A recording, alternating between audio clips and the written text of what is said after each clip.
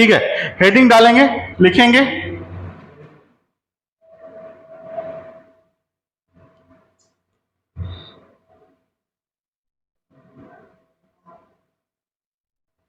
Conjugate of Z. Conjugate of Z, Z मतलब complex number, किसी भी कॉम्प्लेक्स नंबर का कंजुगेट क्या होगा, है ना। और इसको कैसे हम लोग शो करेंगे, जैसे कि कॉम्प्लेक्स नंबर क्या होता है, जेड इक्वल टू, लिखना चाहेंगे एक्स प्लस आइटा वाई, जहां पे एक्स एंड वाई क्या है, रियल नंबर है। तो conjugate of complex number Z, है ना, conjugate of complex number Z को कैसे लिखेंगे, है ना। इधर ध्यान दो सभी को, जैसे कि आपको लिखना है conjugate of complex number Z, इसको ऐसे लिखा जाता है जेड बार। यहां तक कोई दिक्कत नहीं। इसको कैसे लिखा जाएगा, कंजुगेट ऑफ जेड को कैसे लिखा जाएगा, इसमें किसी को दिक्कत नहीं ना। तो कंजुगेट ऑफ जेड को कैसे लिखा जाएगा, जेड बार। और जेड बार की वैल्यू क्या आएगी, मैं बोला कि कंजुगेट लिखना है, तो ये कॉम्प्लेक्स नंबर चेंज हो गया, करेक्ट ना। तो जहां पे अब आइटा था वहां पे क्या आ जाएगा, माइनस आइटा आ जाएगा। तो वैल्यू कितनी आ जाएगी इसकी, एक्स माइनस आइटा वाई। इसमें किसी को दिक्कत, बोलो, इसमें किसी को दिक्कत नहीं ना। जैसे एग्जांपल के लिए मैं एक एग्जांपल लेता हूं, एक एग्जांपल के लिए लेता हूं 2 प्लस आइटा। एग्जांपल के लिए लिया मैंने Z equal to 2 plus iota. तो बताइए इनका कंजुगेट क्या होगा, क्या आएगा, 2 माइनस आइटा। जैसे मैं एग्जांपल लिया जेड इक्वल टू आइटा, तो बताओ इसका कंजुगेट क्या आएगा, Z equal to minus iota, correct ना। एक एग्जांपल और लिया, जैसे कि Z equal to 1 upon sine theta plus iota cos theta. तो कंजुगेट क्या आएगा, कंजुगेट क्या आएगा, क्या आएगा, 1 upon sine theta minus iota cos theta. यहां तक किसी को दिक्कत, ये समझ में आ गया कंजुगेट कैसे लिखना होता है ना। जैसे देखो ये वाला एग्जांपल है ना, ये वाला, तो अगर मैं इसमें मान के चलो कि मैं पहले इसको एडजस्ट कर देता, अगर ये स्टैंडर्ड फॉर्म में लिखा है तो तुम बताओ तो एक बार, ये क्या जेड स्टैंडर्ड फॉर्म में दिखा हुआ है, नहीं। अगर स्टैंडर्ड फॉर्म में लिखा होता तो रियल पार्ट में तुमसे पूछता, तुम एक बार में बता देते। जैसे कि मैं यहां से पूछूं कि रियल पार्ट क्या कॉम्प्लेक्स नंबर का, 1/2, और इमेजिनरी पार्ट -1/2। अगर मैं पूछूं कि इस कॉम्प्लेक्स नंबर का बताओ रियल पार्ट और इमेजिनरी पार्ट, तो ये इस वाले स्टैंडर्ड फॉर्म में है ही नहीं, है कि नहीं है। तो पहले उसको हम लोग क्या करेंगे, लाने का कोशिश करेंगे। बात समझ में आ रहा कि नहीं आ रहा। तो लाने के लिए क्या करना पड़ेगा, इनके कंजुगेट से न्यूमरेटर और डिनोमिनेटर में मल्टीप्लाई करना पड़ेगा, है ना। तो अभी हम किससे मल्टीप्लाई करेंगे, इसको किससे मल्टीप्लाई करने वाले, sine theta minus iota cos theta divided by sine theta minus iota cos theta. यहां तक कोई दिक्कत नहीं। तो न्यूमरेटर पार्ट में कितना बन गया, sine theta minus cos theta. कोई बता सकता है, कोई बता सकता है डिनोमिनेटर पार्ट में कितना बनेगा, प्लस या माइनस, माइनस आइटा स्क्वायर आएगा, minus iota square cos square theta. और आइटा स्क्वायर की वैल्यू कितनी होती है, -1। तो -1 कितना हो जाएगा, प्लस हो जाएगा ना। तो क्या बनेगा, sine square theta plus cos square theta, जिसकी वैल्यू कितनी होती है, 1 होती है।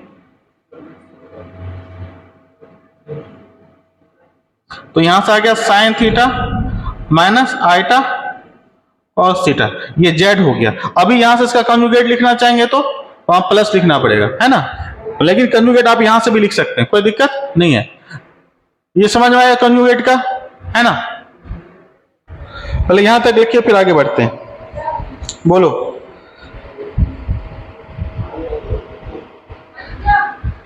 क्या हुआ, ठीक, लगा दीजिए पर। जैसे कि इसको ग्राफ से एक बार समझ लेते हैं। हम लोग क्या करते हैं,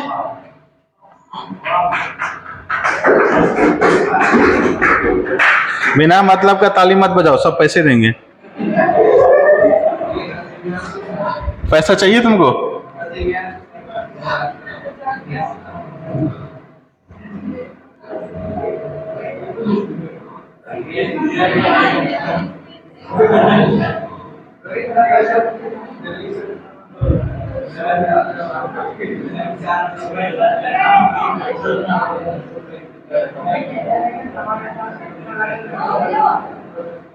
आशीष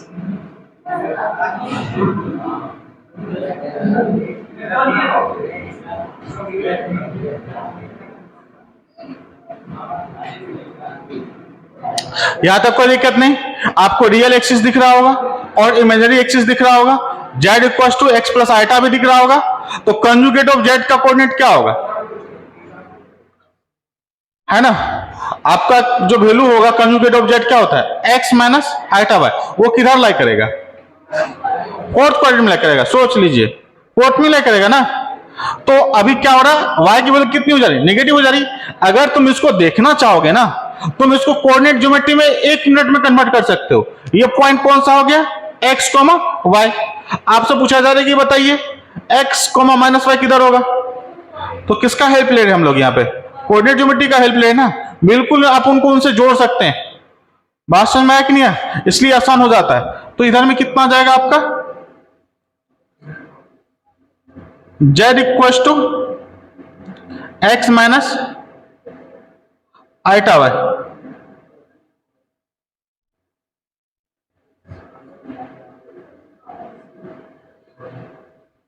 है ना, बोलिए, हो जाएगा ना। तो ये वाला क्या हो गया, कंजुगेट हो गया, z नहीं। अच्छा फिर से मैं इसका कंजुगेट लूंगा। किसका कंजुगेट लूंगा, इधर ध्यान दो, इसका कंजुगेट लूंगा तो क्या मिलेगा, फिर से ये मिल जाएगा। मतलब डबल कंजुगेट लेंगे तो फिर से वही मिल जाएगा। बिल्कुल सही है, कोई दिक्कत नहीं ना। चलिए तो देखो, अब हम लोग प्रॉपर्टी लिखने वाले हैं। हेडिंग डालिएगा, लिखिएगा,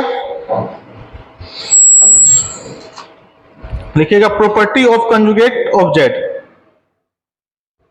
हेडिंग डालिएगा, लिखिएगा प्रॉपर्टी ऑफ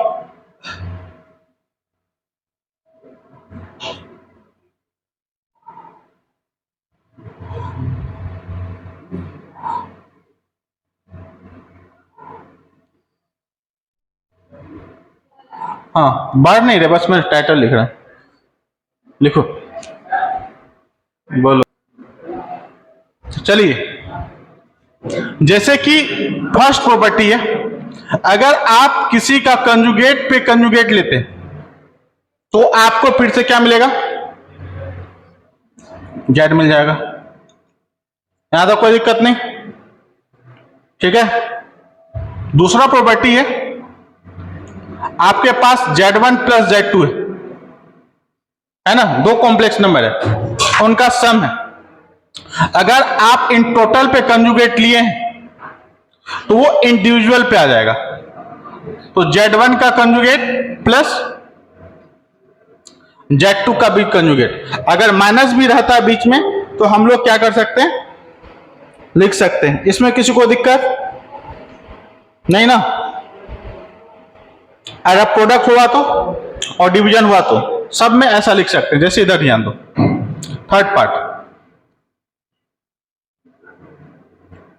इसका प्रूफ कोई पूछना चाहेगा तो बहुत ही आसान है। प्रूफ जानना चाहते,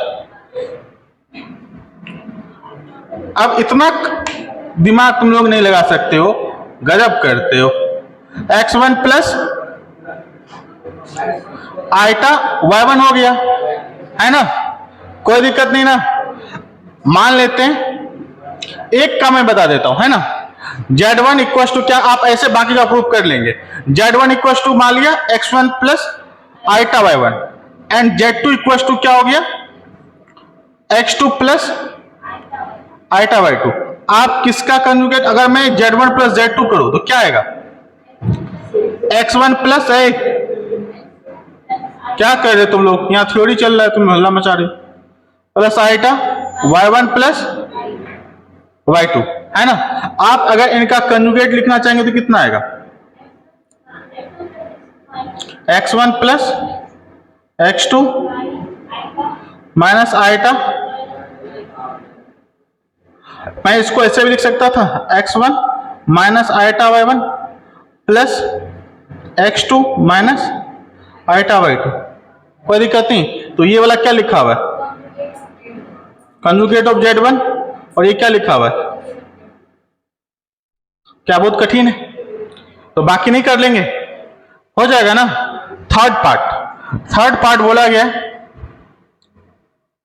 Z1 माइनस Z2 का कंजुगेट जो आएगा वो कितना आएगा, Z1 बार माइनस Z2 बार, मतलब conjugate of Z1 minus conjugate of Z2।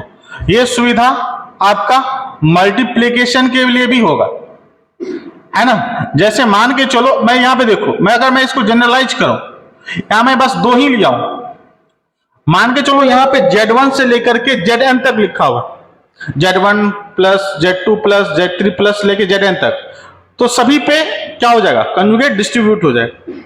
बात समझ में आया कि नहीं, सभी पे कंजुगेट आ जाएगा, इंडिविजुअल पे आ जाएगा, करेक्ट ना। जैसे कि यहां पे क्या है, Z1 इंटू Z2 दोनों पे कंजुगेट दिया हुआ है, तो आप क्या लिख सकते हैं इसका, आप इंडिविजुअल पे कंजुगेट डाल सकते हैं। ये प्रॉपर्टी है, इसका प्रूफ है, ये सब प्रूफ के आधार पे लिखा जा रहा है। एक का प्रूफ मैंने बताया, अगर तुम बोलोगे तो मैं एक का और बता दूंगा, ठीक है। तो यहां पे अगर आपको Z1 और Z2 का कंजुगेट चाहिए, करेक्ट ना, तो Z1 का अगर प्रूफ देखते हैं इसका, तो प्रूफ बहुत ही आसान है, कुछ भी नहीं है, आप खुद से कर सकते हैं, है ना। तो Z1 के जगह मैंने क्या लिखा, x1 प्लस आइटा y1, और क्या लिखा, x2 प्लस आइटा y2, कोई दिक्कत नहीं। क्या इन दोनों को मल्टीप्लाई कर सकते हैं अपन, कर सकते हैं।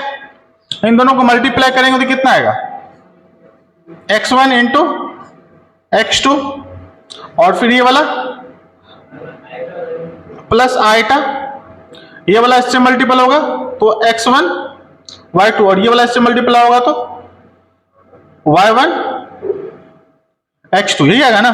फिर ये वाला जब इनसे मल्टीप्लाई होगा तो क्या होगा, प्लस आइटा स्क्वायर, और इन सभी पे कंजुगेट है ना जी,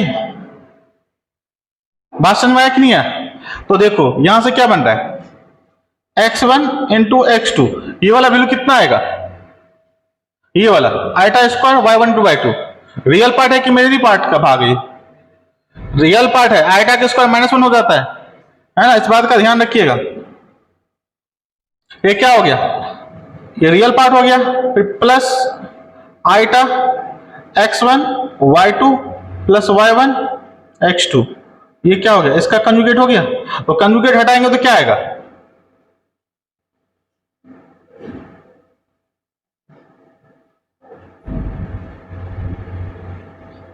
जैसे कंजुगेट हटाया, ये साइन आ गया, आइटा को हटा करके माइनस आइटा लिख दिया, यहां तक कोई दिक्कत नहीं ना।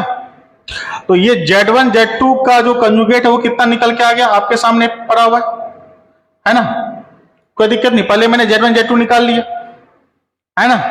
अभी हमको ये निकालना है Z1 कंजुगेट और Z2 कंजुगेट, है ना। तो अभी कितना आ जाएगा, x1 प्लस आइटा y1 का कंजुगेट बोला गया ना, तो माइनस लिख लीजिए, कोई दिक्कत नहीं ना। और यहां से क्या बनेगा, x2 माइनस आइटा y2, दोनों को मल्टीप्लाई करें, तो जब दोनों को मल्टीप्लाई करेंगे, तुम लोग मल्टीप्लाई करोगे, बताओ कितना आ रहा है, इतना तो आना चाहिए, सेम आ रहा है ना। जब आप इनको इससे मल्टीप्लाई करेंगे x1 x2 आएगा, फिर ये वाला इससे मल्टीप्लाई होगा तो क्या आएगा, माइनस आइटा x1 y2, ये वाला इससे मल्टीप्लाई होगा माइनस आइटा y1 x2, ये वाला जब इससे मल्टीप्लाई होगा क्या आएगा, plus iota square y1 into y2। तो इसकी वैल्यू कितनी आएगी, आइटा स्क्वायर होने की वजह से -1 आ जाएगा, तो लिख लेंगे इसको x1 x2 minus y1 y2, फिर माइनस आइटा कॉमन लेते तो x1 y2, फिर आएगा प्लस y1 x2। बताइए क्या ये और ये सेम नहीं है, तो ये दोनों आपस में इक्वल होंगे कि नहीं होंगे, है ना। तो यही प्रूफ था, बाकी का प्रूफ जो है आप घर में कर सकते हैं, ठीक है। फालतू ये सब बेसिक है बिल्कुल। अभी यहां से क्या आ रहा है, अगर मान के चलो चीजें रेशियो में है ना, और टोटल का कंजुगेट है, तो हम लोग क्या कर सकते हैं, न्यूमरेटर पार्ट में जो कॉम्प्लेक्स नंबर है उन पे कंजुगेट लगा सकते हैं, और जो डिनोमिनेटर पार्ट में उसमें भी कंजुगेट लगा सकते हैं, है ना। तो हम लोग इससे ऐसा लिख सकते हैं, कोई दिक्कत नहीं, और उसका प्रूफ इसी तरीके से होगा, है ना।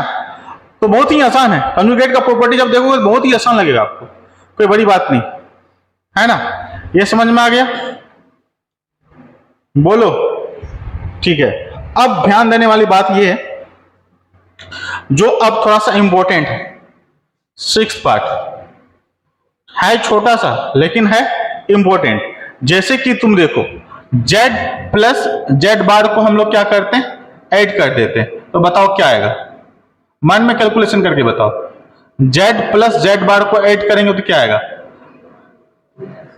जैसे कि z की वैल्यू कितनी होती है, जब भी बोला जाए तो आप z को रिप्लेस करेंगे किससे, x प्लस आइटा वाई से, और z बार की वैल्यू कितनी होगी, x माइनस कितना आया, तो 2x आ गया, है ना। तो x को क्या बोलते हैं, x को एक स्पेशल नाम दिए थे हम लोग, याद है, क्या नाम दिए थे, real part of complex number z, है ना। यहां तक कोई दिक्कत नहीं।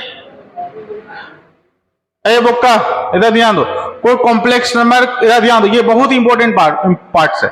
अगर तुमसे बोला जाए कोई कॉम्प्लेक्स नंबर दे दिया गया, कोई भी कॉम्प्लेक्स नंबर, जैसे मान के चलो अभी कुछ बोल ही रहा है, बोला कि एक कॉम्प्लेक्स नंबर अल्फा है, तो इसका रियल पार्ट लिखिए, तो बोला कि सर यहां तो रियल पार्ट है, ये तो बस अल्फा देकर बोल के रखा है, अल्फा एक कॉम्प्लेक्स नंबर है, इसका रियल पार्ट कैसे लिखिए, कुछ दिया ही नहीं है।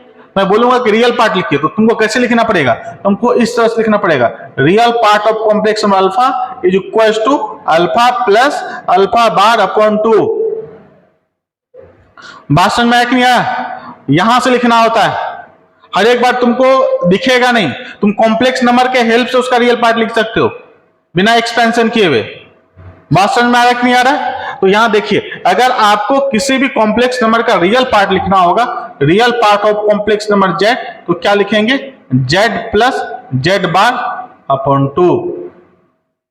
यहां तक कोई दिक्कत नहीं, है ना। इधर ध्यान दो, इधर बहुत important, very very important note, अगर इसी वाले 6 के लिए नोट, अगर z plus, if z plus Z bar की वैल्यू 0 हो गई, आपने जोड़ा और उसकी वैल्यू कितनी आ गई, 0 आ गई, इसका मतलब क्या हो गया, इसका मतलब क्या हो गया, z प्लस जेड बार 0 हो गया, तो इसका मतलब ये होगा कि real part of complex number क्या हो गया, 0 हो गया। ये क्या इंप्लाइज करेगा, real part of complex number z equal to 0, और अगर किसी भी कॉम्प्लेक्स नंबर का रियल पार्ट 0 हो गया है, अगर किसी भी कॉम्प्लेक्स नंबर का रियल पार्ट 0 हो गया है, तो उस कॉम्प्लेक्स नंबर को क्या बोलते हैं, प्योरली इमेजिनरी। तो क्या मिलेगा आपको complex number, z is purely imaginary, लिखेंगे z इज,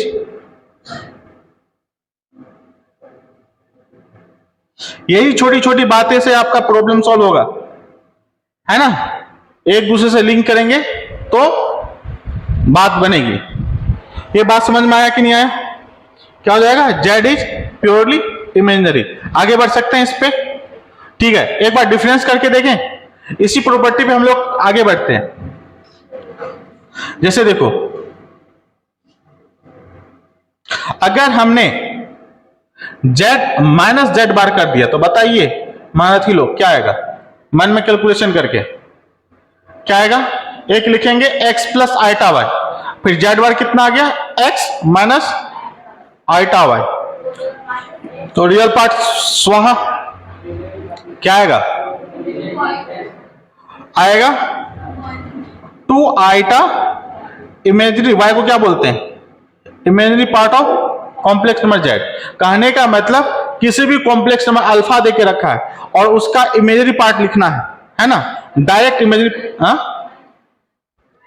माइनस आ रहा है, माइनस कैसे आएगा, ये z की वैल्यू कितनी आ गई, x प्लस आइटा वाई और minus x minus iota y, तो वैल्यू कितनी आएगी, ये x माइनस एक्स कर दिया ना, और माइनस माइनस मल्टीप्लाई हो जाएगा, तो प्लस 2 आइटा वाई आएगा ना, बात समझ में आया कि नहीं आया? कोई दिक्कत नहीं ना। तो अगर भी किसी भी अगर कोई कॉम्प्लेक्स नंबर जेड देकर रखा हुआ है और उसका इमेजिनरी पार्ट लिखना है, उसका इमेजिनरी पार्ट कितना आएगा तो क्या लिखेंगे?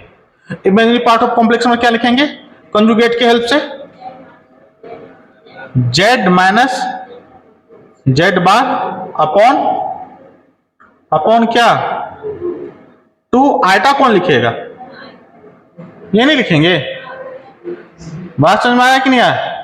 यहां पे दिख रहा है ना equation imaginary part of Z चाहिए तो 2 आयटा को इस साइड भेज देंगे। यहां तक कोई दिक्कत नहीं ना, इस तरह से लिख लेंगे, कोई दिक्कत नहीं है ना। लेकिन कभी कभी इसमें भी नोट लिखने की बात है। अगर मान के चलिए if z minus z bar equal to 0 हो जाए, क्या हो जाए? जेड माइनस जेड बार की वैल्यू क्या हो जाए? 0 हो जाए। तो आप मुझे ये बताइए तो उस टाइम इमेजिनरी वैल्यू क्या आएगा? इमेजिनरी वैल्यू ऑफ कॉम्प्लेक्स में जेड क्या आएगा? 0 आएगा। इतना लिख सकते हैं ना। यही छोटा छोटा लाइन को आपको लिंक करना है एक दूसरे से, ये लिंक करना बहुत ही जरूरी है ना। स्टेटमेंट ने बिल्कुल इसी तरह से लिखा होगा, फिर उसको इक्वेशन में कन्वर्ट करना होगा और उस स्टेटमेंट से इक्वेशन में, इक्वेशन से स्टेटमेंट में जाना होगा। बात समझ में आ रहा है कि नहीं आ रहा? लोग इनको इग्नोर कर देता है, फिर उसको कॉम्प्लेक्स में हार्ड लगता है। ये बहुत ही सिंपल बात है कि जेड माइनस, पहले तुम देखो एक कॉम्प्लेक्स नंबर था, उससे तुमने क्या लिख लिया? Imaginary part of complex number लिख लिया, करेक्ट ना। फिर जब इमेजिनरी पार्ट लिख लिया तो फिर उसमें देख लो कि Z minus z bar upon 2i क्या हो रहा है? Imaginary part of complex number हो रहा है। अगर इसका न्यूमरेटर पार्ट 0 हो जाए तो इसका मतलब imaginary part of complex number क्या आ जाएगा? 0 हो जाएगा। यही होगा ना। तो imaginary part of complex number 0 हो गया, that means imaginary part of complex number आपका 0 हो जा रहा है। इसका मतलब वो कॉम्प्लेक्स नंबर कैसा कहलाएगा? वो कॉम्प्लेक्स नंबर कैसा कहलाएगा? जेड क्या कहलाएगा? जेड इज प्योरली रियल, है ना। लिखेंगे जेड इज प्योरली रियल। यहां तक किसी को दिक्कत, किसी को कोई परेशानी तो बताइए, नहीं ना।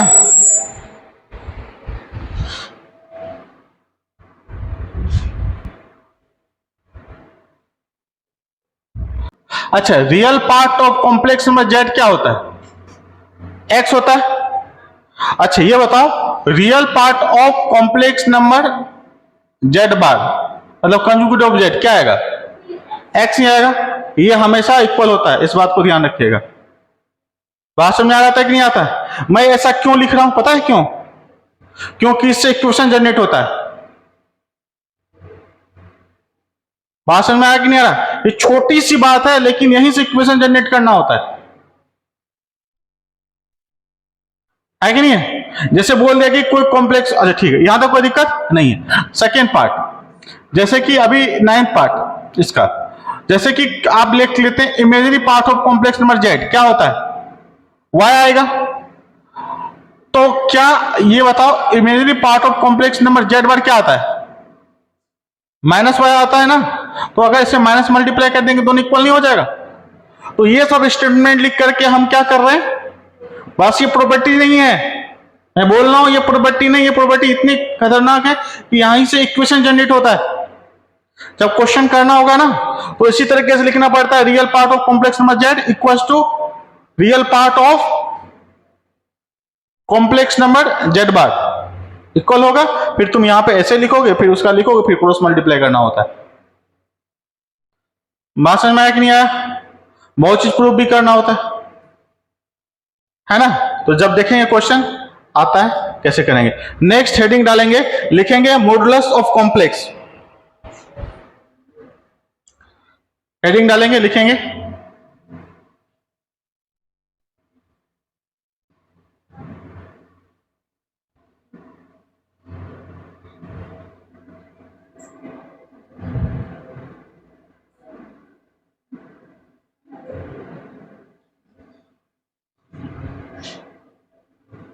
Modulus of complex number Z. यहां तक कोई दिक्कत नहीं। तो देखिए आपके पास जो है एक कॉम्प्लेक्स नंबर ले लेते हैं और इनको हम आर्गन प्लेन में शो कर रहे हैं, है ना।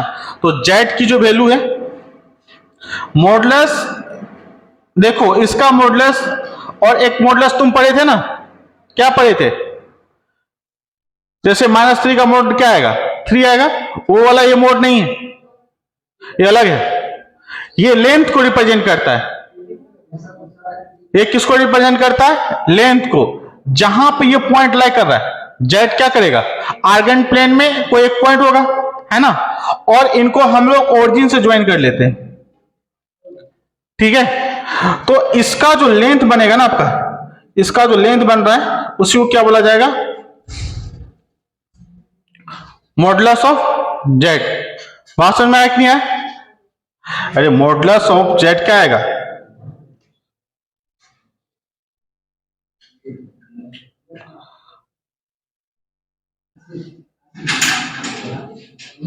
और इसकी वैल्यू कितनी आएगी? Root under x square plus y square. क्योंकि ये क्या रिप्रेजेंट करता है? वो कॉम्प्लेक्स नंबर, उस कॉम्प्लेक्स नंबर का ओरिजिन से डिस्टेंस बताता है। बात समझ में आया कि नहीं आया?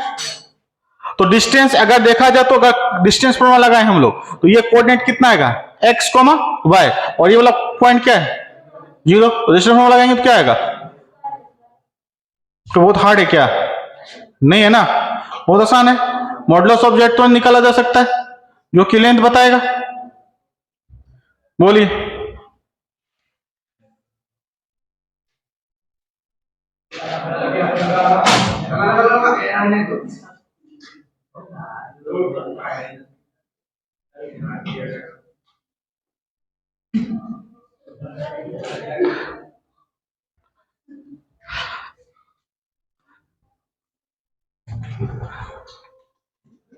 हमको एक चीज याद आ रहा है, खुद नहीं तो खलासी वलासी जैसे स्टेशन आ गया, रोजोरा आ गया, रोजोरा आ गया, रोजोरा आ गया।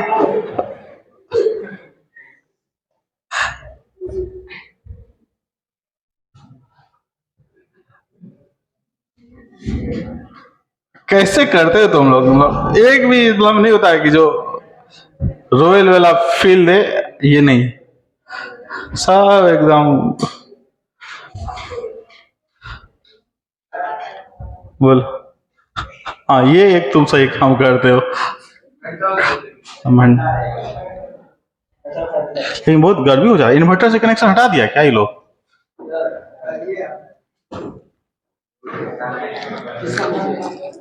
है, बहुत है।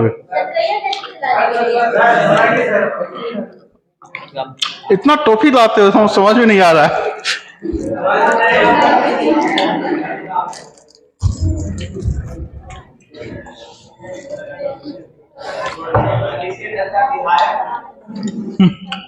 हमको लग रहा है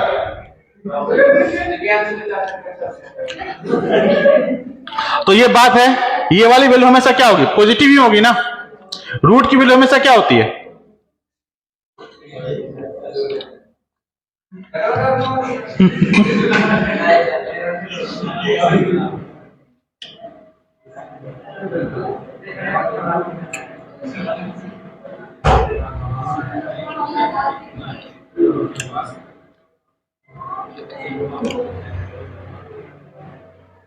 देखो, अगर मैं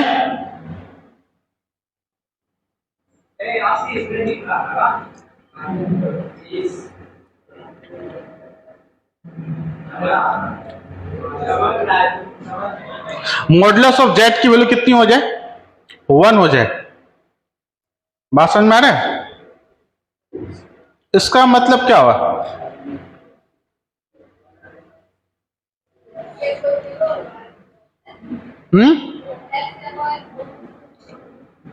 जीरो नहीं होगा, इसका फॉर्मूला लिखना होगा। यही हुआ ना जी? इक्वल टू 1 स्क्वायरिंग कर लेंगे तो, अरे वाह, ये तो जाना पहचाना लग रहा है। तो ये क्या है?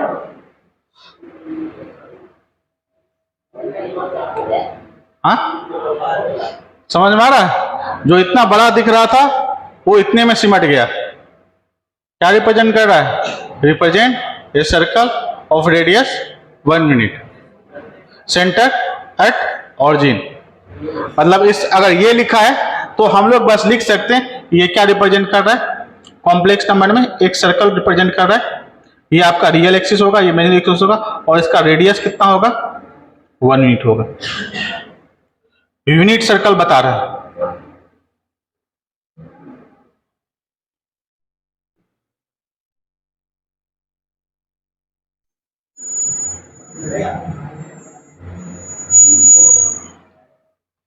बात समझ में आया? तो आर्गुमेंट समझते हैं क्या है, कुछ नहीं है, ये कॉम्प्लेक्स नंबर मान के चलिए, कोई कॉम्प्लेक्स नंबर है ना, आर्गन प्लेन में मैं एक कॉम्प्लेक्स नंबर को शो करता हूं, ये जेड हो गया, ये कॉम्प्लेक्स नंबर हो गया, ठीक है ना, एक पॉइंट है, ये कॉम्प्लेक्स नंबर हो गया। तो मॉडुलस ऑफ जेड क्या बताएगा, distance between origin and complex number lies in a Argand plane, है ना। तो ये आपका हो गया मॉडुलस ऑफ जेड, यहां तो कोई दिक्कत नहीं है। और इसकी जो वैल्यू आएगी, ये अगर मैं इसको लिखो एक्सप्रेस करूं कार्टेशियन फॉर्म में, तो क्या दिखेगा, x प्लस आइटा वाई, ये आपका हो गया रियल एक्सिस, करेक्ट, और ये हो गया आपका इमेजिनरी एक्सिस, है ना। और ये जो एंगल मेजर हुआ है, ये एंगल जो मेजर हुआ है उसको हम लोग बोलते हैं थीटा। यही क्या हो गया आपका वन ऑफ द आर्गुमेंट, यही क्या हो गया आपका वन ऑफ द आर्गुमेंट। यहां तक कोई दिक्कत नहीं है ना, बात समझ में आ रहा है कि नहीं आ रहा है? जैसे कि मैं ये पॉइंट को कुछ देर के लिए P बोल दूं, तो मैं इसको इस तरह से भी एक्सप्रेस करता था, पी एक्स कोमा वाई, है ना, ये तुम्हारा हो गया ओ। तो ये जो लाइन सेगमेंट है तुम्हारा, लिखेंगे OP, OP if OP makes an angle theta, if OP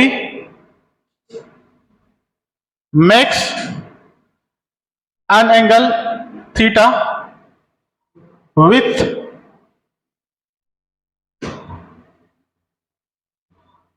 positive real axis, with positive real axis, with positive real axis, then theta is called, then theta is called,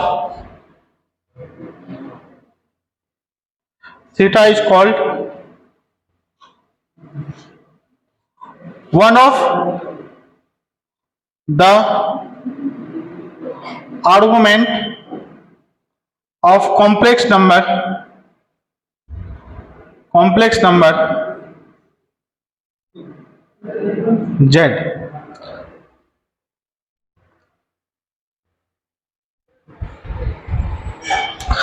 इसका क्या मतलब निकल के आया, इसका मतलब क्या निकल के आ रहा है,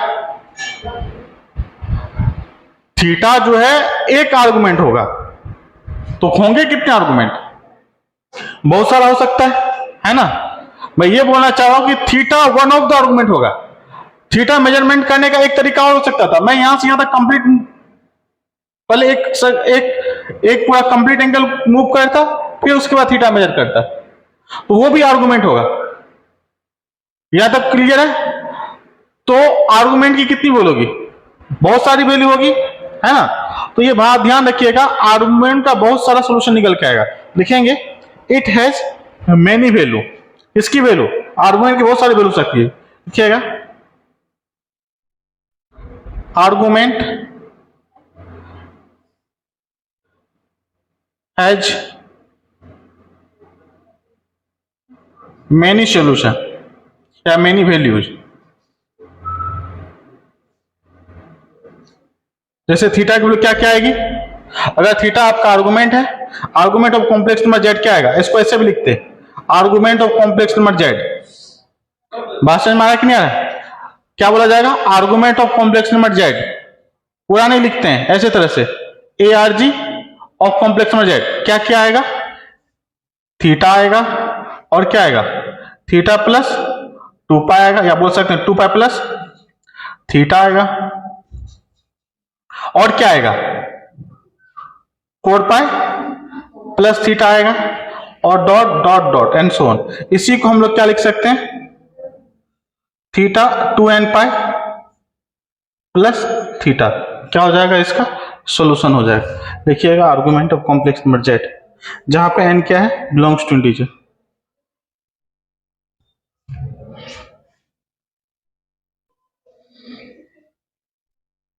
n बिलोंग्स टू इंटीजर आ जाएगा।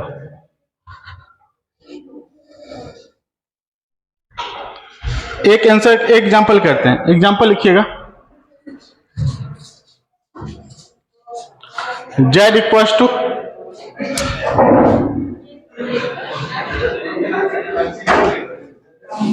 इधर ध्यान दो, इधर ध्यान दो।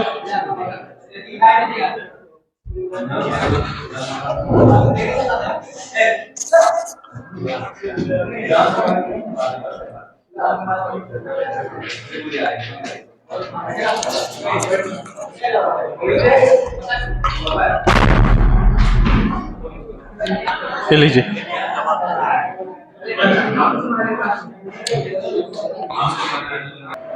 एक कॉम्प्लेक्स नंबर ले लेते हैं, z equals to 1 plus iota root 3।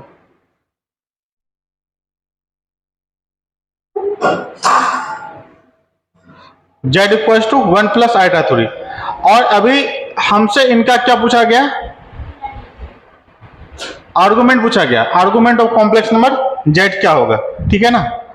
तो हम लोग क्या करते हैं, पहले ये सोचते हैं कि ये कहां पे लाई कर रहा होगा, ये कॉम्प्लेक्स नंबर किस क्वाड्रेंट में लाई कर रहा होगा। फर्स्ट क्वाड्रेंट में लाई कर रहा होगा।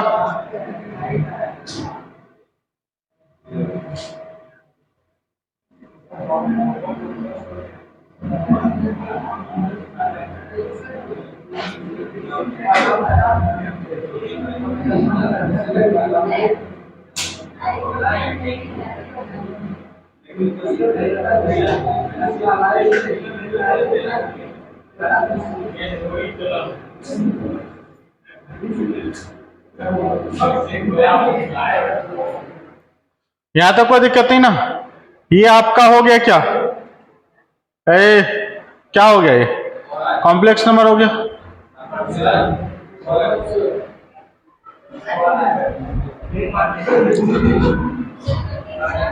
और ये थीटा निकालना है कि नहीं निकालना है? तो देखो, argument of complex number z, पहले हम लोग थीटा निकाले थे। टेन थीटा की वैल्यू कितनी आई, कोई बता सकते हो कितना आएगा?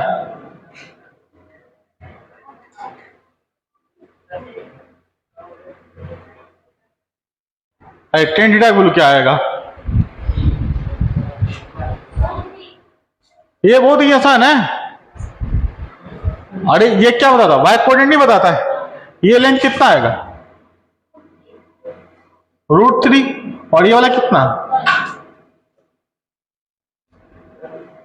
है ना।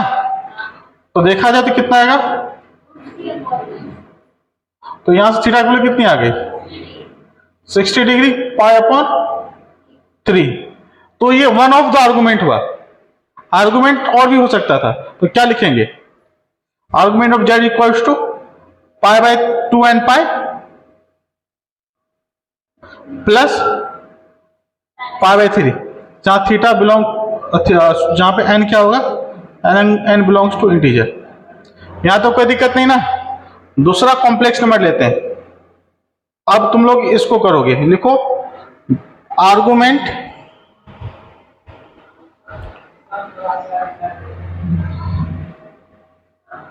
Argument of complex number -1 minus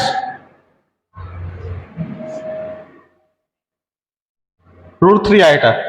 option दे दें। पहला ऑप्शन लिखिएगा, 4π प्लस 4π/3। ऑप्शन बी है -9π प्लस π/3।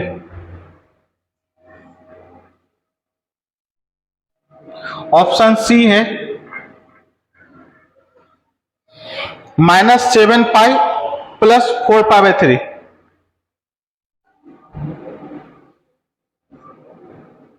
और ऑप्शन डी है नन ऑफ दीज। तो पहले इसका तुम लोग आर्गुमेंट निकालो। पहले ये दिखाएं, ध्यान दीजिए कि इस क्वाड्रेंट में लाई कर रहा है। चलिए एक बार फिर से देख लेते हैं नोट में क्या लिखा है। By specifying modulus and argument of complex number is complete define. इसको थोड़ा हम फिगर से समझाने की कोशिश करते हैं। एक आर्गुमेंट की वैल्यू कितनी है, π/3 है, ऐसा मैं बोल रहा हूं। तो π/3 तो कितने सारे कॉम्प्लेक्स नंबर आएंगे? जब देखो मैं एक लाइन ड्रॉ कर देता हूं, एक रे ड्रॉ कर देता हूं, है ना, बात समझ में आएगी नहीं? एक रे ड्रॉ कर दिया। अब इधर ध्यान दो, इस रे पे जितने भी कॉम्प्लेक्स नंबर, कितने कॉम्प्लेक्स नंबर हो सकते हैं? इनफिनाइट। मैं बोलना चाह रहा हूं कि हर एक का आर्गुमेंट कितना है, π/3। तो क्या आपको यूनिक कॉम्प्लेक्स नंबर मिल रहा है? नहीं मिल रहा। सिर्फ आर्गुमेंट ले लेने से आपको कितने सारे कॉम्प्लेक्स मिलेंगे? इनफिनाइट कॉम्प्लेक्स मिलेंगे, जो कि सब एक ही डायरेक्शन मिलेगा। बात समझ में आ रहा है कि नहीं आ रहा? कोई दिक्कत नहीं ना। लेकिन अब हम क्या करते हैं, मॉडुलस की बात करते हैं, है ना। जैसे कि अब कॉम्प्लेक्स नंबर ले लिया जिसका मॉडुलस क्या है, मॉडुलस इक्वल्स टू आर, और argument of complex number z equals to theta. तो मैंने ये वाला पार्ट ड्रॉ कर लिया, है ना। दूसरा मैं क्या कर रहा हूं,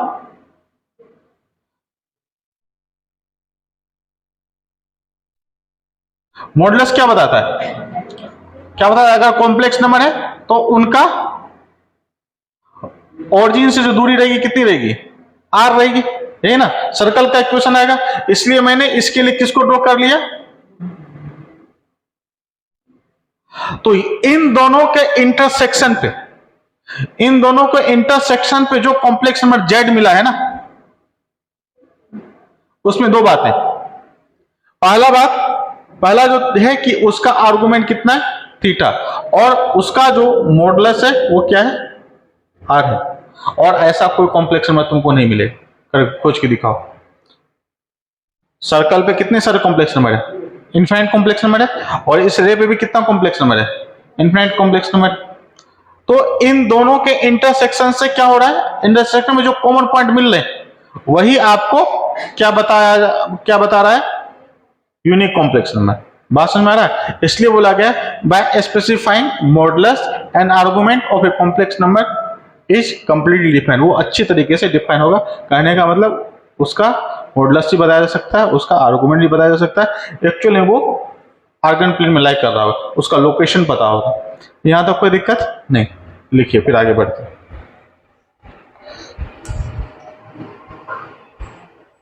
नोट करके लिख लीजिएगा, अगर सिर्फ रे का इक्वेशन लिखना होगा, बात समझ में आ रहा है कि नहीं आ रहा? अगर मैं इसको पॉइंट 1 बोल देता हूं, अभी मैंने बताया ना, इधर ध्यान दो। अगर रे का इक्वेशन लिखना होगा, इस रे का इक्वेशन लिखना होगा, कैसे लिखेंगे?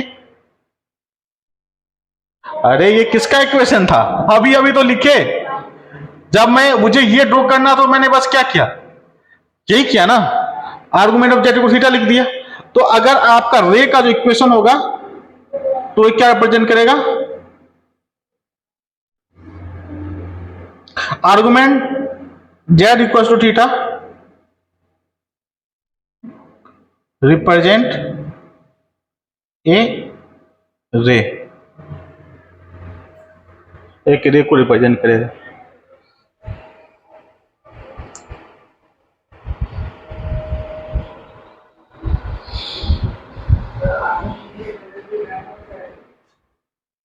क्या वो चालू ही नहीं था, फिर से रिपीट कर ले।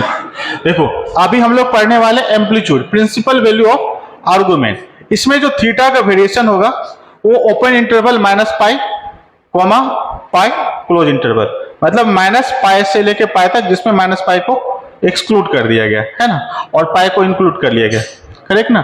तो ये जो वैल्यू होगी, इसी के अंदर में आपको थीटा, जो भी आर्गुमेंट की वैल्यू होगी, इसी के रेंज में देना है। तो वो जो वैल्यू निकल के आएगी आर्गुमेंट की, वही क्या कहलाएगी, एम्पलीट्यूड कहलाएगी। तो यहां मैंने लिख दिया प्रिंसिपल वैल्यू ऑफ आर्गुमेंट, है ना।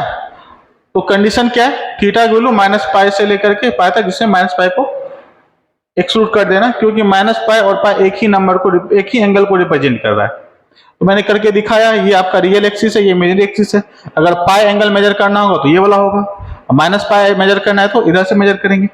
तो जब देखा जब π और -π, तो इसी वाले रे को क्या जा रहा है, रिप्रेजेंट कर रहा है, नेगेटिव रियल एक्सिस को। नेगेटिव रियल एक्सिस को कौन एंगल रिप्रेजेंट कर रहा है? जैसे कि मान के चलो एक कॉम्प्लेक्स नंबर है, वो कॉम्प्लेक्स नंबर आपका √2 है ना। एक कॉम्प्लेक्स नंबर है जिसका जो क्या है, उसकी वैल्यू -√2 है ना। तो इस -√2 जो कॉम्प्लेक्स नंबर है, क्योंकि every number is complex number है ना, तो -√2 जो है ये आप बताएंगे ये क्या है, इसका आर्गुमेंट क्या है, इसका आर्गुमेंट क्या होगा? अरे -√2 का आर्गुमेंट क्या होगा? आर्गुमेंट ये यहां पे लाई कर रहा है ना, तो यहां से यहां तक कितना एंगल बनेगा? पाई बनेगा ना। तो आर्गुमेंट पाई बोलेंगे, लेकिन कोई इधर से मेजर करेगा तो उसको -पाई दिखेगा, लेकिन -पाई नहीं लिख सकते क्योंकि हम -पाई इंक्लूड नहीं किया गया ना, तो अपन को पाई ही बोलना होगा। बात समझ में आया कि नहीं है? जैसे कि मान के चलो एक कॉम्प्लेक्स नंबर है आइटा, बात समझ में आया कि नहीं आ रहा? तो आइटा कहां पे लाई करेगा? इमेजिनरी एक्सिस पे लाई करेगा 1 यूनिट पे। तो आइटा का एम्पलीट्यूड कितना आएगा? अरे कॉम्प्लेक्स में आइटा को मेजर करेंगे तो कितना एंगल आएगा? ये वाला एंगल कितना आएगा? π/2 आएगा। तो क्या बोलेंगे? एम्पलीट्यूड कितना आया? π/2 आया। अगर यहां माइनस आइटा आ गया तो क्या बोलेंगे? इधर से मेजर करेंगे, क्या करेंगे? इधर से मेजर करेंगे 3π/2, इधर से मेजर करेंगे, इधर से मेजर करेंगे, इधर से मेजर करेंगे तो कितना आएगा? -π/2 इसके बीच में लेकर रहा है नहीं कर रहा है, लेकिन 3π/2 लिखेंगे तो अब गलत हो जाएगा ना। 3π/2 प्रिंसिपल वैल्यू नहीं आएगी, कहने का मतलब एम्पलीट्यूड की वैल्यू नहीं आएगी। हाँ, लेकिन आर्गुमेंट हो सकता है, आर्गुमेंट तो जनरल सॉल्यूशन है ना, वो हो सकता है, यहां तक कोई दिक्कत नहीं। ये वाला बात समझ में आ गया है ना। तो और देखो, हम लोग चाहते हैं कि कॉम्प्लेक्स नंबर का जो आर्गुमेंट है, जो भी रियल एक्सिस का जितना भी एंगल बना रहा है वो यूनिकली है। उसके लिए हम लोग क्या पढ़ते हैं? एम्पलीट्यूड का कॉन्सेप्ट पढ़ते हैं। यहां तक कोई दिक्कत नहीं। अब थोड़ा सा इसमें डिटेल में क्या पढ़ते हैं, चलो देखो क्या है।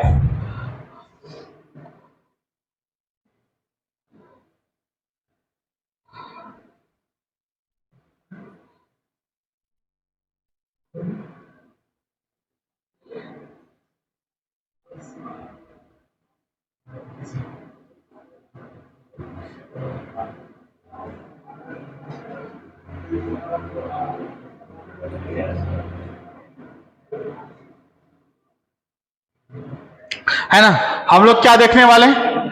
Amplitude of complex number Z. इसको ऐसे लिख सकते हैं, कोई दिक्कत नहीं ना। इसको ऐसे लिखते हैं, इसको कैसे पढ़ते हैं? Amplitude of complex number Z. जैसे आर्गुमेंट के लिए क्या लिखते थे? ARG, कोई ब्रैकेट में डाल के जेड, उसी तरीके से। तो इसको क्या पढ़ा? ये स्टैंडर्ड है, बुक में ऐसा देखने को मिलेगा, तो इसको पढ़ना होगा amplitude of complex number Z. इससे डरने की कोई बात नहीं है, बस तुमसे एंगल पूछ रहा है ना, कोई दिक्कत नहीं। तो मान के चलो कोई कॉम्प्लेक्स नंबर फर्स्ट क्वाड्रेंट में, मान लो कोई कॉम्प्लेक्स नंबर फर्स्ट क्वाड्रेंट में, तो उस समय जो एम्पलीट्यूड होगा कितना होगा उसके बारे में बात करते हैं। पहले ये एंगल मान लेते हैं, आपका क्या है? अल्फा। एंगल मान लेते हैं कि आपका क्या है? अल्फा है ना, फर्स्ट क्वाड्रेंट में। तो एम्पलीट्यूड की वैल्यू कितनी आएगी? एम्पलीट्यूड ऑफ कॉम्प्लेक्स नंबर क्या आएगा? क्या आएगा? अल्फा आएगा। एम्पलीट्यूड ऑफ कॉम्प्लेक्स नंबर क्या आएगा? Amplitude of complex number Z क्या आएगा? वो आएगा अल्फा। और इसकी वैल्यू कैसे निकालेंगे? tan इनवर्स y/x, और इसमें मोड डाल देंगे। यहां तक कोई दिक्कत नहीं। जेड की वैल्यू अगर क्या है? x plus iota y. किस वाले में? किस वाले में? फर्स्ट क्वाड्रेंट में। यहां तक किसी को दिक्कत? ये बात समझ में आ रहा है कि नहीं आ रहा है? अल्फा कैसे निकालेंगे? अच्छा, सेकेंड क्वाड्रेंट में।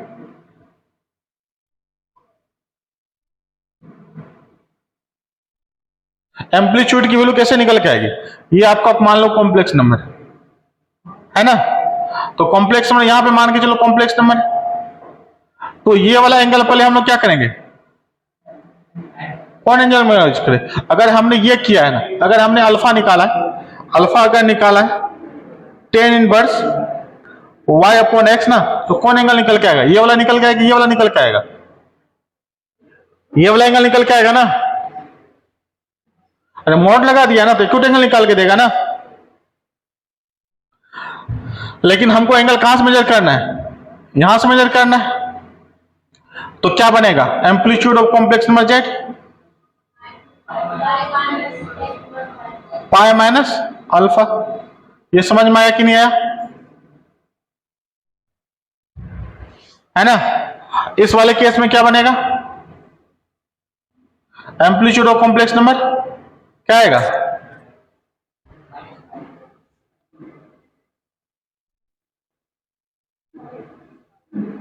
माइनस अल्फा, है ना। और इस वाले में क्या आएगा?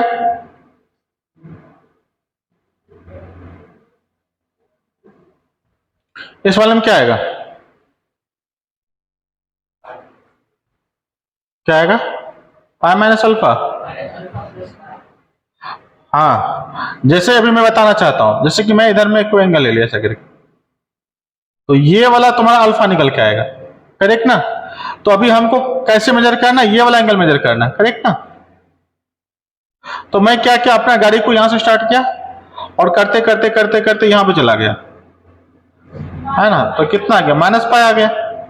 लेकिन बाद में होश आया कि हम गाड़ी जो है थोड़ा आगे बढ़ चुकी है, उसको रिवर्स बैक मारा। तो रिवर्स बैक मारा तो अभी कैसा चलेंगे? क्लॉकवाइज चलेंगे या एंटी क्लॉकवाइज चलेंगे? एंटी क्लॉकवाइज कितना चलेंगे? अल्फा चलेंगे। तो अल्फा चलेंगे एंटी क्लॉकवाइज में, तो कैसा मिलेगा? प्लस मिलेगा। तो दोनों को ऐड कर देंगे तो एम्पलीट्यूड नहीं मिल जाएगा। भाषण में आया कि नहीं आया? तो सेकेंड क्वाड्रेंट में क्या करेंगे, थर्ड क्वाड्रेंट में क्या करेंगे और फोर्थ क्वाड्रेंट में क्या करेंगे, ये एक बार समझ लिए हैं तो आपको कोई दिक्कत नहीं होगा, है ना। हमने यहां से मेजर नहीं किया इस एंगल को, क्योंकि मेरी जो औकात थी, जो एम्पलीट्यूड का रेंज था, वो कहां से कहां तक था? कहां से कहां तक था? एम्पलीट्यूड वैल्यू जो जेड थी उसकी जो रेंज थी कहां से कहां तक थी? माइनस पाई से लेकर के पाई तक ही था। इसमें माइनस पाई को एक्सक्लूड कर दिया गया। तो ये समझ में आ गया? ये सारा ताम झाम समझ में आ गया कि नहीं आ गया? देखो यहां जो y है, ये y क्या है? ये क्या है? y imaginary part of complex number z upon real part of complex number z। इस बात को ध्यान रखिएगा। तभी अल्फा, वो अल्फा आर्गुमेंट, अल्फा जो है आपका एम्पलीट्यूड नहीं है, एम्पलीट्यूड ये है। सब जगह मैंने दिखाया हर एक क्वाड्रेंट में। कोई दिक्कत नहीं ना? ये फिगर समझ में आ गया? एम्पलीट्यूड लिखने में दिक्कत नहीं होगा। चलो आगे बढ़ते हैं, एक क्वेश्चन लिखेंगे।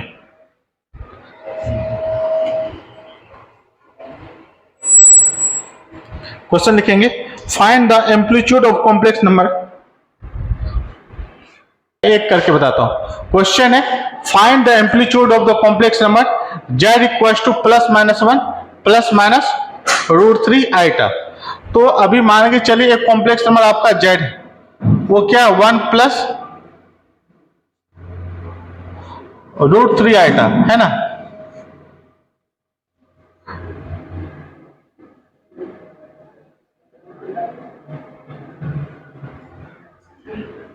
है ना, कोई दिक्कत नहीं। तो अभी देखो 1 प्लस 3 आइटा किस क्वाड्रेंट में करेगा? चलो मैं थोड़ा सा माइनस वाला ले लेता हूं, तुम लोग को ज्यादा बेहतर होगा, बाकी तुम कर लेना। -1 माइनस √3 आइटा, तो किस क्वाड्रेंट में लाइक करेगा? पहले हम लोग थर्ड क्वाड्रेंट में जो कॉम्प्लेक्स नंबर लाइक करेगा उसके लिए आर्गुमेंट की वैल्यू कितनी हो, आर्गुमेंट या बोल सकते हैं एम्पलीट्यूड की वैल्यू कितनी आएगी? एम्पलीट्यूड कितना आएगा? पहले किससे पता कर लेंगे? कॉम्प्लेक्स में देख के पता चल जाएगा ना किस क्वाड्रेंट में लाइक कर रहा है ना। तो लिखेंगे amplitude of complex number z equal to क्या आएगा? माइनस पाई प्लस अल्फा, है ना। तो यहां से कितना आएगा? Minus pi plus tan inverse modulus of y upon x। तो मॉडुलस में यहां पे कितना है? -√3 अपॉन -1, तो कितना बनेगा?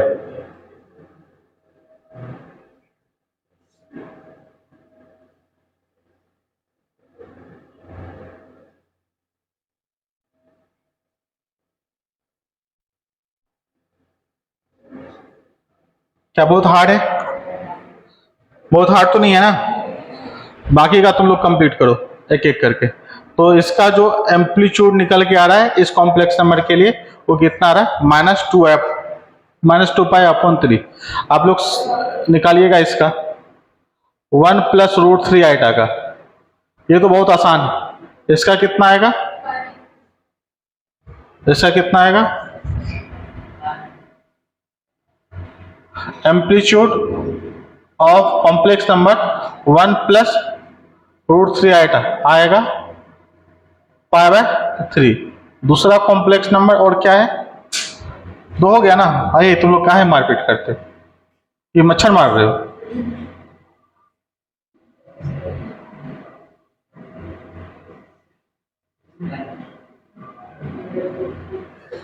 है ना? कितना आएगा? 1 - √3 आइटा। तो ये कहां पे लाई करेगा? किस क्वाड्रेंट में लाई करेगा? ये कौन सा? y नेगेटिव है ना और x पॉजिटिव है, फोर्थ में लाई करेगा ना जी, है ना? तो ये वाला वैल्यू कितना आएगा? -α बोलना पड़ेगा ना। क्या लिखेंगे? -tan−1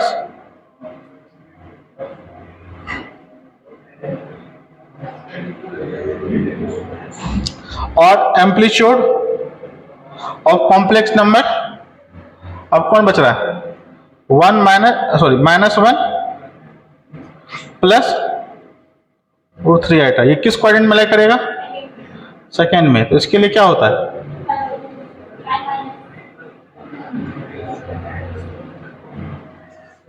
है ना? तो एम्पलीट्यूड आ जाएगा यहां से π-α।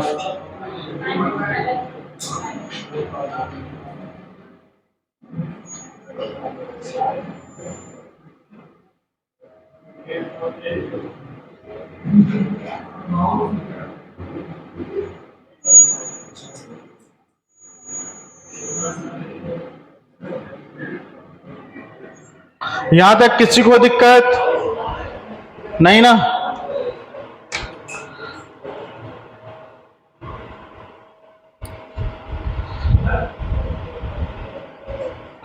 दूसरा एग्जाम्पल लिखेंगे।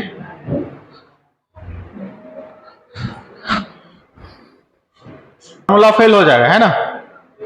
क्योंकि x का वैल्यू जो है 0 नहीं हो सकता है ना? तो इस बात का ध्यान रखिएगा, ये जो फॉर्मूला हमने पढ़ा था उसमें अल्फा की जो वैल्यू होनी चाहिए वो 0 से 90 के बीच में होनी चाहिए, है ना?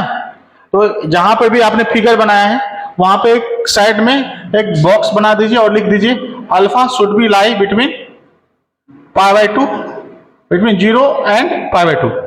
जहां पे प्रिंसिपल वैल्यू पढ़ाया था ना वहां पे अल्फा के लिए कंडीशन लिख दीजिएगा, तभी तक वो वैलिड है, करेक्ट ना? अब जो दिक्कत है यहाँ प्लस आइटा माइनस आइटा का, वो बहुत आसानी से निकाला जा सकता है, कोई बड़ी बात नहीं है। कहां पे लाई करेगा? ये पहले भी हम लोग पढ़ चुके हैं, प्लस आइटा यहाँ पे और यहाँ पे। इसका मतलब ये नहीं कि इसका आर्गुमेंट नहीं होगा, फार्मूला फेल हो गया तो कोई नहीं, बेसिक कॉन्सेप्ट तो पता है ना कि ये वाला एंगल कितना बनाएगा। तो पहला एम्पलीट्यूड कितना आ गया? इसका एम्पलीट्यूड कितना आएगा? तो हो गया, करेक्ट ना? एम्पलीट्यूड ऑफ 1 किधर लाई करेगा? दिस साइड में ना। तो इसका एम्पलीट्यूड क्या आएगा? अगर एम्पलीट्यूड ऑफ आइटा पूछा जाए तो इसकी वैल्यू कितनी आएगी? π/2। एम्पलीट्यूड ऑफ माइनस आइटा पूछा गया तो कितना आएगा? -π/2। एम्पलीट्यूड ऑफ 1 पूछा गया तो कितना आएगा? अरे 1 एक कॉम्प्लेक्स नंबर है, इसको इससे ज्वाइन कर लिए तो रियल एक्सिस से कितना एंगल बना रहा है? 0 डिग्री। तो अभी क्या बोलेंगे? एम्पलीट्यूड 0 बनेगा। तो -π से π के बीच में 0 नहीं मिलता है क्या? मिल रहा है ना? चलिए अब बताइए, एम्पलीट्यूड ऑफ -1 क्या बनेगा? π। खत्म, यही तो था। यहां तक कोई दिक्कत? कर लोगे ना? तो -1 इधर लाई करेगा, हो गया।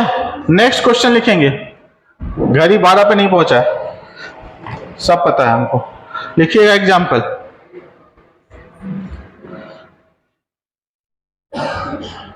जितना देर में 12 बज जाएगा तब तक में क्वेश्चन निपट देंगे 2-3। लिखिएगा example.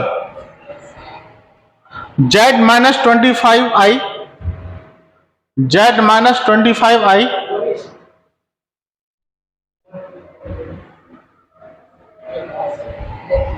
Equals to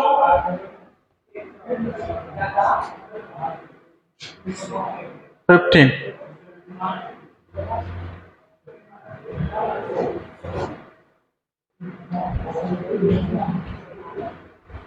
find locus, find locus. इधर ध्यान दो, जितना थ्योरी पढ़े हैं उस पर रिलेटेड में कुछ क्वेश्चन करेंगे, है ना। कल और आज तक में जितना थ्योरी हम लोगों ने पढ़ा है उसके आधार पे हम लोग कुछ क्वेश्चन कर रहे हैं। तो एम्पलीट्यूड से रिलेटेड कुछ क्वेश्चन मैंने करवाया, आर्गुमेंट से रिलेटेड कुछ क्वेश्चन करवाया, कल के क्लास में जो मैंने पढ़ा था उससे रिलेटेड भी कुछ क्वेश्चन करवा रहा हूं। या आज मॉडुलस पढ़ा है ना, तो यहाँ पे क्या लिखा है, z माइनस 25 इक्वल्स टू 15। मैं चाहता हूं कि अभी ये किसका क्या पूछ रहा है, लोकस पूछ रहा है। इस बात को ध्यान रखेंगे, अगर कॉम्प्लेक्स नंबर में लोकस का प्रॉब्लम पूछा गया है तो आपको बिना टाइम को खराब किए हुए जल्दी से जल्दी z को क्या मान लेना है, x प्लस आइटा वाई, और z के जगह क्या पुट कर देना है, x प्लस आइटा वाई। तो आराम से लिखिए, लिखिएगा पुट। ध्यान रखना कहां पे पुट करना है, हर एक कॉम्प्लेक्स में पुट नहीं करना है, फंस जाएंगे। जहां पे लोकस का प्रॉब्लम हो वहीं पे z की value x plus iota y put करेंगे। पुट किया जाए, जब यहां पे z का value x plus iota y put करेंगे तो x plus iota y minus 25 iota equals to 15, है ना। तो यहां से मैं लिख सकता हूं x plus iota y minus 25 equals to 15। यहां तक कोई दिक्कत नहीं ना, अरे बोलो, यहां तक कोई दिक्कत नहीं। अभी क्या पूछा गया, ये कॉम्प्लेक्स नंबर है, इस कॉम्प्लेक्स नंबर का रियल पार्ट पूछा जाए तो क्या है, रियल पार्ट क्या है, x है, और इमेजिनरी पार्ट क्या है, y माइनस 25। तो मॉडुलस क्या आएगा इसका, रूट अंडर रियल पार्ट का स्क्वायर प्लस इमेजिनरी पार्ट का स्क्वायर। तो अपन लिख सकते हैं यहां से क्या बन गया, रूट अंडर x का स्क्वायर प्लस y माइनस 25 का स्क्वायर इक्वल्स टू 15। यहां तो कोई दिक्कत नहीं, स्क्वायरिंग बोथ साइड कर लें।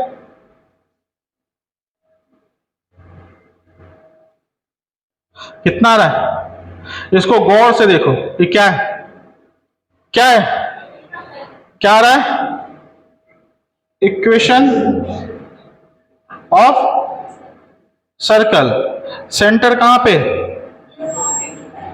0, रेडियस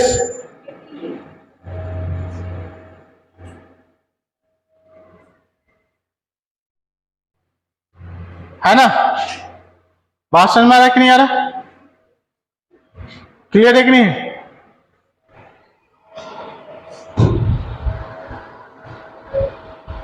टाइम हो गया अभी थोड़ा सा लेट, सुई चढ़ा कहां 12, बाकी है 1 मिनट, उससे पहले मेरा क्वेश्चन खत्म हो जाएगा। लिखो इफ x माइनस 2, देख लो कितना 1 मिनट में कुछ तो पढ़े, मेरा तो बर्डन कम हुआ।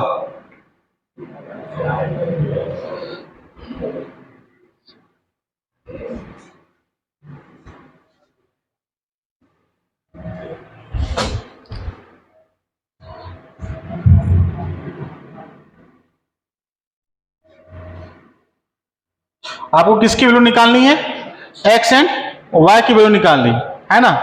इधर देखो, इधर क्या दिख रहा है, 1 प्लस आइटा दिख रहा है, उसको उठा के उधर फेंक सकते हैं और मल्टीप्लाई कर सकते हैं, कर सकते हैं कि नहीं कर सकते हैं, करो। लिखो x minus 2 plus iota y minus 3, इधर में क्या लिखेंगे, 1 माइनस 3 आइटा, और क्या आ गया, 1 प्लस आइटा आया कि नहीं आया, मल्टीप्लाई करो, इस साइड में मल्टीप्लाई कीजिए, तो मल्टीप्लाई करेंगे तो कितना आएगा 1 plus iota minus 3 iota minus 3 iota का स्क्वायर। तो यहां से वैल्यू आ जाएगी माइनस, यहां से क्या आएगा 4 माइनस 2 आइटा। कोई दिक्कत नहीं ना। और ये सब किसके बराबर आ रहा है?